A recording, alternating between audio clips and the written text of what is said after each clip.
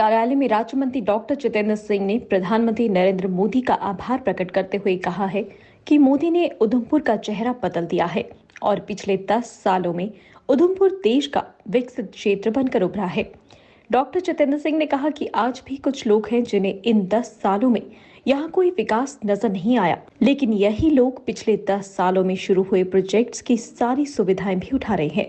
उधमपुर में एक विशाल जनसभा को संबोधित करते हुए डॉक्टर जितेंद्र सिंह ने विपक्ष को आड़े हाथ लेते हुए कहा कि जिन लोगों को लगता है कि क्षेत्र में पिछले 10 सालों में कोई विकास नहीं हुआ, उन्हें अपने बच्चों को मेडिकल कॉलेजों में नहीं भेजना चाहिए और उन्हें अपना सफर कम करने के लिए चुनैनी से नास्ट्री तक मुखर्जी टनल से सफर भी नहीं करना चाहिए।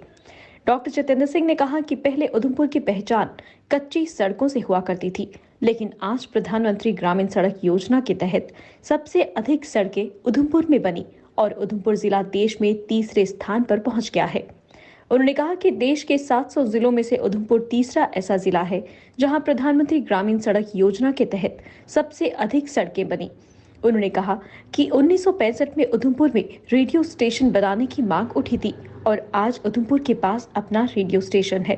डॉक्टर जितेंद्र सिंह ने कहा कि आने वाले समय में उधमपुर धार्मिक पर्यटन व शिक्षा का केंद्र बनने वाला है।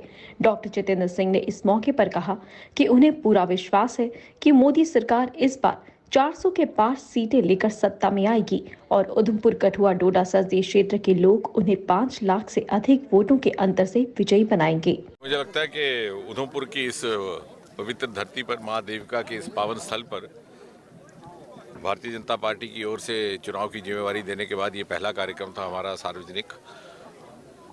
मोदी जी का आभार है, उन्होंने तीसरी मर्तबा ये जिम्मेवारी सौंप करके विश्वास जताया।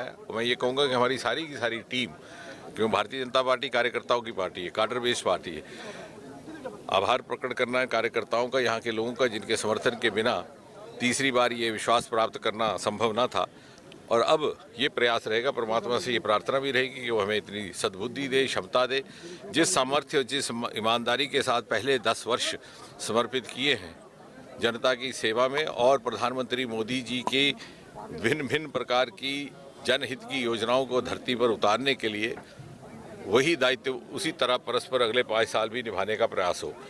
यदि आप उधमपुर की बात करें, पूरी कॉन्स्टिट्यूएंसी की भी ना करते हो, केवल इस जिले की बात करें, तो आप अगर 2014 से पहले का दृश्य स्मरण करेंगे तो आपको ध्यान में आएगा इसकी तस्वीर बदली है, इसका चेहरा बदला है।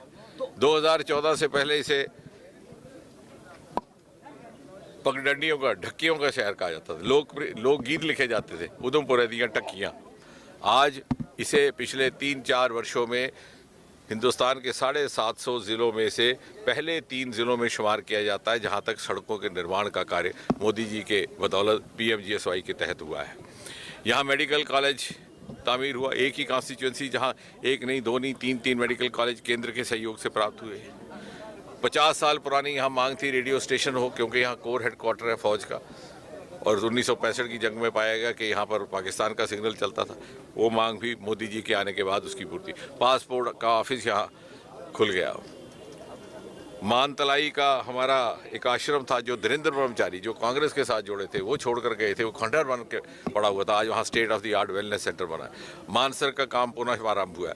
लेवेंडर का काम जो भद्रवाह से शुरू हुआ था इसी कॉन्स्टिट्यूएंसी से, अब वो इधर भी आ गया, इसी जिले में डुडू बसंतगढ़ में भी, और लगभग 3000 स्टार्टअप्स उससे जुड़ गए हैं।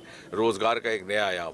पहले 5 वर्षों में हमें वो कोताहियाँ पूरी करने में लग गए जो पिछली सरकार की तुष्टीकरण और वोट की राजनीति के कारण यहाँ रह गई थी। दूसरे 5 वर्ष उन उपलब्धियों को स्थापित करने, और अगले 5 वर्ष मुझे लगता है कि हमारा ये संकल्प रहेगा कि इस क्षेत्र को हम आकर्षण का केंद्र बनाए, शिक्षा की दृष्टि से भी, पर्यटन की दृष्टि से भी, कि माँ वैष्णो देवी से होते हुए सुधमा देव और मानतलाई का एक जो सर्कल बनता है वो रिलीजियस टूरिज्म के लिए भी है और हॉलीडे टूरिज्म के लिए भी है।